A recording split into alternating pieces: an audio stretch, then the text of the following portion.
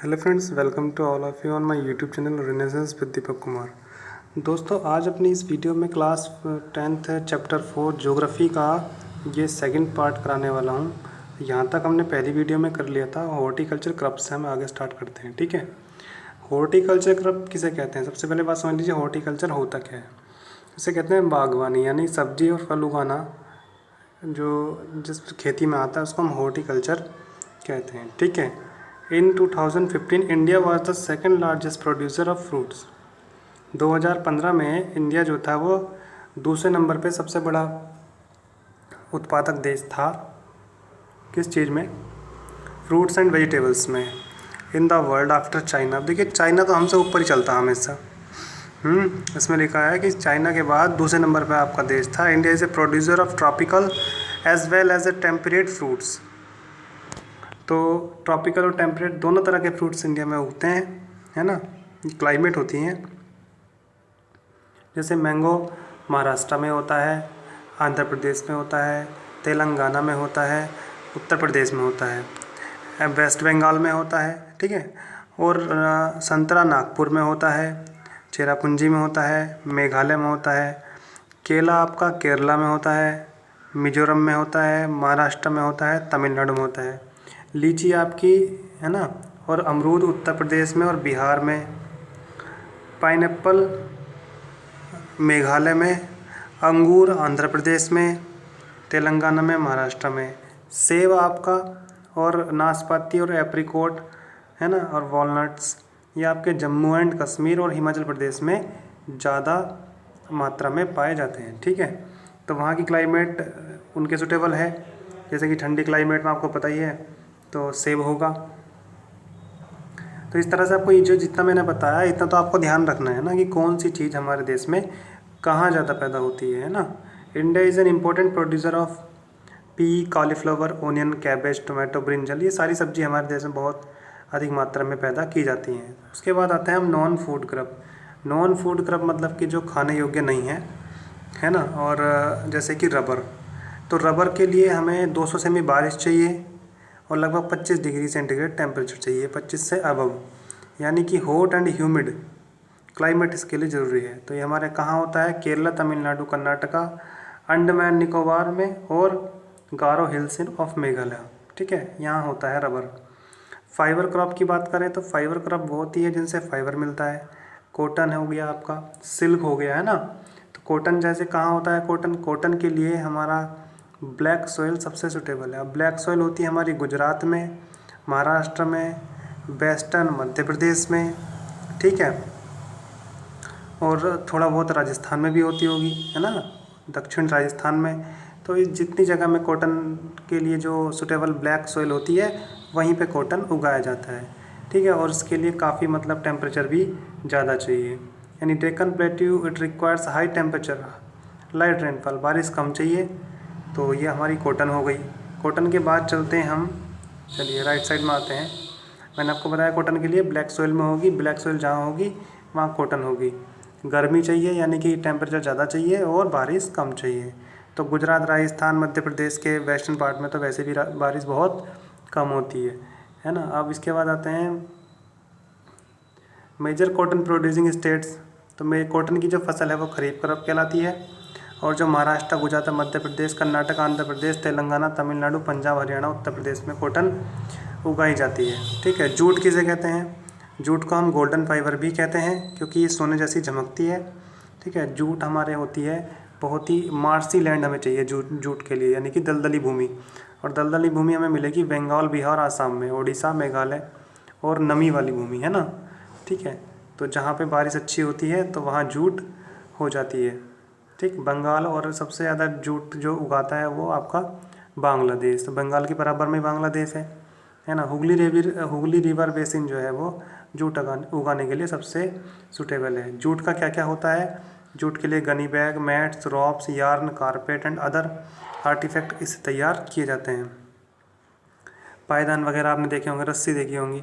तो due to its high cost, इसकी cost ज़्यादा है, इट इज़ लूजिंग मार्केट, तो ये अपना बाज़ार खोती चली जा रही है ना। और इसकी जगह पे आपको पता ही है सिंथेटिक फाइबर आजकल प्रचलन में है। ठीक है, उसके बाद आते हैं हम टेक्नोलॉजिकल एंड इंस्टीट्यूशनल रिफॉर्म। अब क्या क्या हम जो है टेक्नोलॉजिकल और इंस्टीट्यूशनल रिफॉर्म कर सकते हैं जिससे कि हमारे देश की इकोनॉमी बढ़े, किसमें, एग्रीकल्चर के सहारे। ठीक है, तो ये मैं आपको अंडरलाइन वर्ड्स पढ़ा रहा हूँ। तो वैसे तो गवर्नमेंट बहुत कुछ कर रही है आपके लिए, है ना, अपनी खेती को बढ़ावा देने के लिए। तो agriculture which provides livelihood for more than 60% of its population, हमारे देश की 60% से ज़्यादा पॉपुलेशन एग्रीकल्चर पर डिपेंड है। Need some serious technical and institutional reform, फिर भी इसके लिए कुछ सुधारों की ज़रूरत है। ठीक, तो land reform was the main focus on first 5 year plan. तो भारत में जब सबसे पहले 5 ईयर्स प्लान यानी कि पंचवर्षीय योजना स्टार्ट हुई थी, तो सबसे पहले खेती पर ही ध्यान दिया गया था। ये क्वेश्चन तो पूछ लिया जाता है किसी भी कंपटीशन में। The government of India embarked upon introducing agriculture reforms to improve Indian agriculture. 1960 से 70 के बीच गवर्नमेंट ने बहुत अच्छा मतलब प्रयास किया जो ग्रीन रिवॉल्यूशन को चलाया था। तो 70 के दशक में ना, 1960 से 70 के बीच, based on the use of package technological and the white revolution.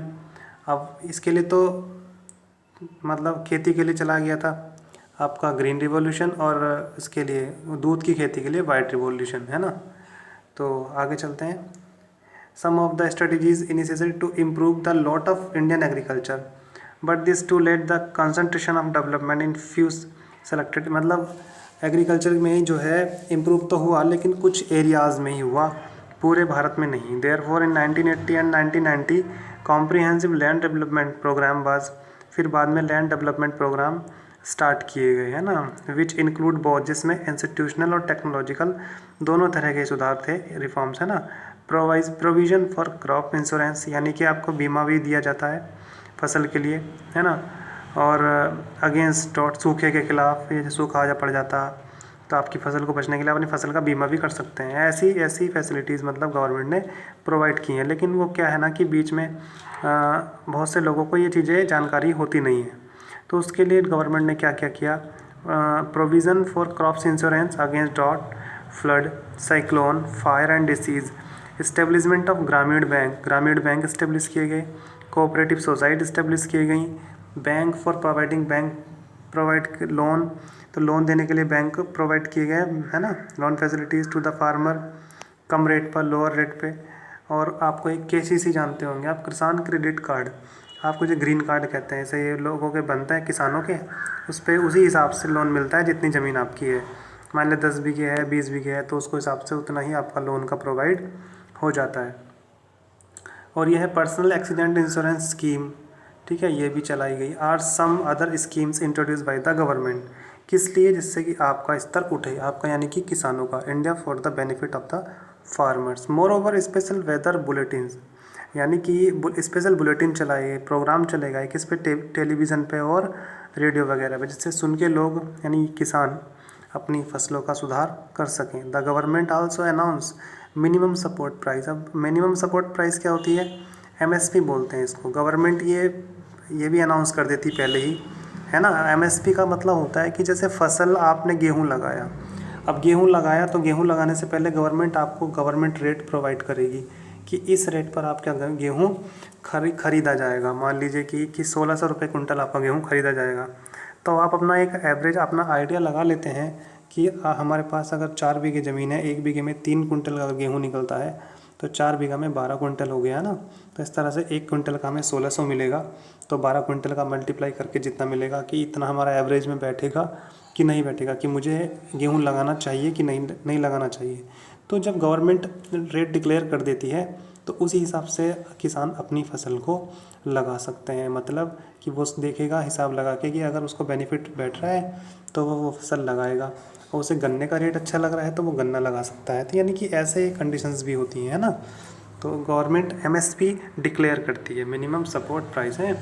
उसके बाद to check the exploitation of farmers by speculators and middleman, है ना, जिससे कि बीच के लोग बीच में दलाली ना खा सके, है ना, speculators and middleman, exploration of farmer. ठीक, उसके बाद एक प्रोग्राम और दिया है यहाँ पे, भूदान ग्रामदान। गवर्नमेंट ने उस समय, ये बहुत पहले की बात है, यानी कब की बात है, अब गांधी जी के समय की बात है ना। तो एक प्रोग्राम चलाया गया था जिसके द्वारा लीड किया गया था, उनका नाम था विनोबा भावे। इस आंदोलन का नाम था भूदान ग्रामदान आंदोलन। ये मैं आपको समझा रहा हूँ। इसमें क्या था, इसमें ये था कि गरीबों की दशा देखते हुए विनोबा भावे ने एक आंदोलन चलाया with the help of Gandhi ji कि जो बड़े बड़े किसान हैं, उस समय बहुत बड़े बड़े जमींदार किसान थे जो छोटे किसानों का शोषण करते थे, है ना, दे एक्सप्लॉइट द स्मॉल फार्मर्स। तो होता क्या था कि उन लोगों ने एक आंदोलन चलाया जिससे कि बड़े लोग अपनी खुशी से कुछ ज़मीनें दान कर दें छोटे लोगों को, जिसे, है ना, आज की भाषा में भी मैं समझाऊंगा इसको एक क्या चीज़ है। तो बड़े बड़े लोगों ने, जमींदारों ने अपनी ज़मीनें दान की। तो इस आंदोलन को भूदान ग्रामदान आंदोलन के नाम से जाना जाता है। इससे क्वेश्चन इससे रिलेटेड क्वेश्चन बन जाता है किसी भी कंपटीशन में कि आ जाता है कि भूदान ग्रामदान आंदोलन किसके द्वारा चलाया गया। तो आप उसका आंसर देंगे ना, विनोबा भावे। और ठीक है, ये भी पूछा जा सकता है कि इसको ब्लड लेस रिवॉल्यूशन के नाम से भी जाना जाता है। ठीक है, इसको ब्लड लेस रिवॉल्यूशन के नाम से भी जाना जाता है। उसके बाद आते हैं, तो अब आज की डेट में मैंने कहा ना कि इस आज की डेट में इसका क्या, किसको किस नाम से जाना जाता है, मैं बताऊँ आपसे। एक बार मायावती जी की गवर्नमेंट आई थी यूपी में, तो उन्होंने बड़े बड़े किसानों की ज़मीनें हड़प करके, हड़प ही करना होगी कि आज की डेट में कोई किसी को देना नहीं चाहता 1 इंच भी, है ना। तो बड़े बड़े किसानों की ज़मीनें गवर्नमेंट ने ले ली और वो छोटे छोटे किसानों को या SC या लोअर कास्ट के लोगों को दे दी, जिसको हम पट्टे की ज़मीन कहते थे। और वो लोग क्या थे कि उन्होंने वो ज़मीनें भी 1-1, 2-2 बीघा ज़मीन भी बेच करके खा गए उसको भी, उन्होंने वो भी नहीं रोकी। तो कहने का मतलब ये है कि आज की डेट में जैसे पट्टे की ज़मीन कहते हैं, ठीक है, उस समय लोगों ने दान में दी थी, लेकिन अब तो कोई दान देना किसी को कुछ नहीं दे सकता ना। जैसे गवर्नमेंट अपनी मर्जी से चाहे तो ले सकती है, ठीक। गवर्नमेंट से ज़्यादा थोड़ी ना हो जाएंगे किसान। तो इस तरीके से, है ना, आज की डेट में उसको तो पट्टे की ज़मीन कहते हैं। आगे चलते हैं, GDP में क्या योगदान है हमारी खेती का। GDP में 1951 में हमारी खेती का 52% योगदान था। समझ लीजिए कि GDP ग्रोस, है ना, डोमेस्टिक प्रोडक्ट है, और पूरे देश की GDP में, मतलब आर्थिक व्यवस्था में आपके देश जो खेती का जो शेयरिंग था 52% था। लेकिन ऐसा आज की डेट में नहीं है। आज की डेट यानी 2019-20 की बात करें तो ये 16 से 17% ही रह गया है। ठीक है, अब आते हैं, consider the importance of agriculture in India. Government of India made concern effort, government हमारी बहुत एफर्ट कर रही है टू मॉडर्नाइज एग्रीकल्चर, खेती को मॉडर्नाइज करने के लिए क्या कर रही है। Indian council of agriculture research ICAR, agriculture universities, veterinary service, animal breeding centre, horticulture development, research development in field of the meteorology and weather forecasting, इतने सारे इंस्टीट्यूशन सेटअप किए गए हैं। वर गिवन प्रियरिटी फॉर, किसके लिए, improving Indian agriculture. Apart from this, इसके अलावा भी improving the rural infrastructure was also considered essential, मतलब गांव के इंफ्रास्ट्रक्चर पर भी बहुत ध्यान दिया जा रहा है। ठीक है, आगे चलते हैं कुछ और इम्पोर्टेंट साइड में। ठीक, सब्सिडी भी किसानों को प्रोवाइड की जा रही है। अब हम पढ़ते हैं impact of globalisation on agriculture. ये क्वेश्चन बन जाता है, यहाँ से भी क्वेश्चन बन जाता है, what is the impact of globalisation in Indian agriculture. तो वैश्वीकरण का यानी भारत की खेती पर क्या प्रभाव पड़ा है, तो इसी में से आंसर निकाल देंगे आप इसी पैराग्राफ में से। Globalisation is not a new phenomena, ये कोई नई बात नहीं है। ये ग्लोबलाइजेशन अभी थोड़ी ना हो रहा है, ग्लोबलाइजेशन तो पहले से ही चलता आ रहा है। It was there at the time of colonisation, मतलब जब हमारे यहाँ कॉलोनीज थी किसकी, अंग्रेजों की, तभी से चलता है ग्लोबलाइजेशन। तो इन द 19th सेंचुरी में when European traders came to India, यानी कि जब यूरोपियन ट्रेडर्स इंडिया में आए थे, है ना, at the time to Indian spices, है ना, spices were exported to different countries of the world and farmers of South India were encourage to grow these crops, यानी भारत के मसालों की पूरे संसार में मांग थी। अब जब मांग थी तो मसाले बेचेंगे भी लोग, है ना, तो यहाँ के मसाले, साउथ के लोग मसाले उगाते थे और यहाँ से मसाले विदेशों में जाते थे। यही तो वैश्वीकरण है। ठीक है, टिल टुडे आज भी it is one of the important items export from India, और आज भी इनको भारत के से बाहर बहुत देशों में एक्सपोर्ट किया जाता है। During the British period cotton belt of India attracted the British, और हमारे यहाँ की कॉटन भी बाहर भेजी जाती थी, है ना, लोगों को अट्रैक्ट करती थी, ब्रिटिश को अट्रैक्ट करती थी अपनी ओर, है ना। And ultimately cotton was exported to Britain, और ब्रिटेन में यहाँ से कॉटन जाती थी, है ना। कॉटन टेक्सटाइल इंडस्ट्री जो मैनचेस्टर, ब्रिटेन के, है ना, मैनचेस्टर में जो कॉटन की मिलें लगी हुई थी, वहाँ पे यहीं की कॉटन जाती थी। ठीक है, तो इस तरह से मैं आपको बताऊँ तो उस समय जो you have read about the Champaran, आपने चंपारण मूवमेंट के बारे में पढ़ा होगा। आपके पास एक चैप्टर है यानी कि हिस्ट्री में नेशनलिज्म इन इंडिया, उसमें आपने 1917 में गांधी जी के द्वारा चलाया गया चंपारण मूवमेंट पढ़ा होगा। तो दिस वाज स्टार्टेड, ये इसलिए स्टार्ट किया गया था कि फार्मर को ज़बरदस्ती अंग्रेज, है ना, नील उगाने के लिए फोर्स करते थे, which were located in the Britain, they were enable to grow food grains, और वे बेचारे अनाज उगा नहीं पाते थे जिससे कि उनकी फैमिली का गुजारा हो सके। अंग्रेज उनको पहले लोन दे देते थे, कर्ज दे देते थे कि नील उगाओ, वो अपनी फैक्ट्रीज़ के लिए नील को लेकर जाते थे, है ना, नील की खेती, इंडिगो। इसी के खिलाफ गांधी जी ने चंपारण मूवमेंट किया था। Under globalisation particularly after 1990 the farmers in India have been exposed to new challenges. तो अब 1990 के बाद अब हमारे देश के किसानों को बहुत बड़े, है ना, ये चैलेंजेस का सामना करना पड़ेगा, है ना। Despite being an important producer of rice, rice के अलावा मतलब rice, cotton, rubber, tea, coffee, jute and spices तो हम उगाते ही हैं।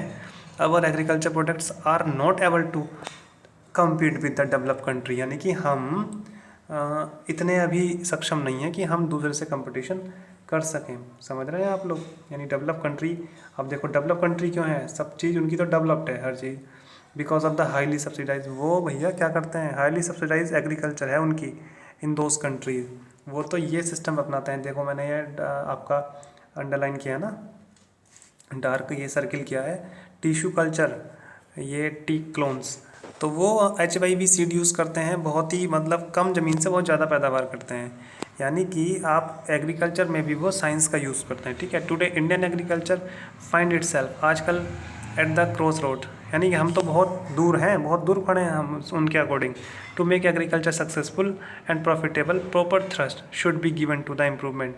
तो अपनी एग्रीकल्चर को अपना इम्प्रूवमेंट करने के लिए, है ना, तो छोटे फार्मर्स को क्या करना होगा, तो जैसे ग्रीन रिवॉल्यूशन को अपनाना पड़ेगा, है ना। But today is under controversies, है ना, it is being alleged that has cause land degradation. पर क्या है कि लैंड डिग्रेडेशन के कारण, है ना, ओवर यूज ऑफ केमिकल के कारण, है ना, ज़्यादा केमिकल के कारण, तो क्या हो रहा है कि हमारे जो एक्यूफर्स है, एक्यूफर्स का मतलब जो हमारी ज़मीन के नीचे पानी भरा हुआ है उसको एक्यूफर्स कहते हैं। वनाइजिंग, और मतलब हमारी जो बायोडाइवर्सिटी है वो भी ख़त्म होती चली जा रही है और हमारी उर्वरक क्षमता भी ख़त्म हो रही है। तो हम क्या कर रहे हैं, नीचे एक पॉइंट ये देखो, नीचे जो नीचे वाला पैराग्राफ राइट साइड में सबसे, कि हम आजकल ऑर्गेनिक खेती को अपना रहे हैं। और ये जो है ये जेनेटिक इंजीनियरिंग क्या होती है, देखो मैं आपने बता दूं आपसे कि genetic engineering is recognise as the powerful supplement in inventing new hybrid varieties of seed. तो नई नई वैरायटी के सीड्स उगाना ही ये जेनेटिक इंजीनियरिंग कहलाता है ना। जिससे कि हाइब्रिड का बीज क्या होते हैं, जिन पे मतलब जल्दी फल लग जाता है, जल्दी छोटे पौधे पे ही फल लगना स्टार्ट हो जाता है। तो विदेशों में तो यही चीज़ें होती है, HYV सीड्स और हाइब्रिड सीड्स यही यूज़ होते हैं ना। तो इंडिया में अभी इतना डेवलप नहीं है आपकी एग्रीकल्चर। तो अब हम खेती कौन सी करते हैं, in fact organic farming is much in vogue. आजकल जो ऑर्गेनिक फार्मिंग प्रचलन में है, क्यों, जिससे कि क्योंकि आपको पता है कि जो ग्रीन रिवोल्यूशन टाइप की फार्मिंग आपकी जो अगर करेंगे आप, तो आपकी जो ज़मीन है उसकी फर्टिलिटी बहुत ज़्यादा लॉस हो जाएगी, और जितने भी पेस्टिसाइड इंसेक्टिसाइड लग रहे हैं ना, तो उससे आपकी लैंड डिग्रेडेशन होगी, और जो भी जिस तरह की फसलें आप उगा रहे हैं उनको खाने से तरह तरह की बीमारियां भी पैदा हो रही हैं। तो अब जो धीरे धीरे फिर से वही पुरानी चीज़ें आने वाली हैं, ठीक। तो कौन सी फार्मिंग, ऑर्गेनिक फार्मिंग यूज़ हो रही है। ऑर्गेनिक का मतलब होता है ऑर्गेनिक कंपाउंड आप उसमें यूज़ करते हैं ना, यानी जैसे गोबर की खाद से जो टोटल है ना। Today because it is practice without factory made chemicals, लिखा है ना, without factory made chemicals such as the fertilisers and pesticides, has it does not affect environment. ये हमारे एनवायरनमेंट को अफेक्ट भी नहीं करती है। इस तरह से आपका ये पूरा चैप्टर हो गया। ये इसमें कुछ ऐसा कुछ है नहीं लास्ट के पैराग्राफ में, ठीक है। तो देख लीजिए, ज़्यादा इंपॉर्टेंट तो क्वेश्चन 2-3 क्वेश्चन आ रहे हैं इसमें। Suggest the initiative taken by the government, की गवर्नमेंट ने क्या क्या इनिशिएटिव्स लिए गए हैं ना, उपक्रम गवर्नमेंट के द्वारा लिए गए to ensure the increase in agriculture, खेती के प्रोडक्शन में बढ़ावा देने के लिए। दूसरा है describe the impact of globalisation on Indian agriculture, देखो ये वाला क्वेश्चन भी आ गया। तीसरा question describe the geographical condition required for the growth of rice. तो मैं यहाँ आपसे बता दूँ, ये राइस की जगह पे ना, ये राइस की जगह पे कुछ भी दिया जा सकता है। आपको राइस की जगह पे वीट भी दिया जा सकता है, आपको राइस की जगह पे यहाँ पे मेज़ हो गया, कॉटन हो गया, शुगर कैन हो गया। आप सारी फसलों का एक 5-5 नंबर के आप क्वेश्चन तैयार करेंगे सारी फसलों के लिए, आप 5-5 पॉइंट तैयार करेंगे, ठीक है। उसके लिए क्या आपको मतलब कितनी आपकी रेनफॉल चाहिए, कितना टेम्परेचर चाहिए, उस फसल के लिए मिट्टी कौन सी चाहिए, और कौन ये फसल किस तरह की क्लाइमेट में होती है और कहाँ होती है, और भारत का उसमें कौन सा स्थान है उगाने का, ठीक है। इस तरह से आपका एक चैप्टर कंप्लीट हो जाता है। जो भी आपको इसमें कन्फ्यूजन है आप कमेंट बॉक्स में दे सकते हैं, ठीक है। और मेरे चैनल पे आपको सारी एसएसटी की प्रिपरेशन मिलेगी। अभी तो फ़िलहाल ये आपको ज्योग्राफी करा रहा हूँ, फिर हिस्ट्री और पॉलिटिकल साइंस, इकोनॉमिक्स सारी आपकी प्रिपरेशन मिलेगी धीरे धीरे, है ना, थ्रू आउट द ईयर, ठीक। वीडियो देखने के लिए थैंक यू सो मच।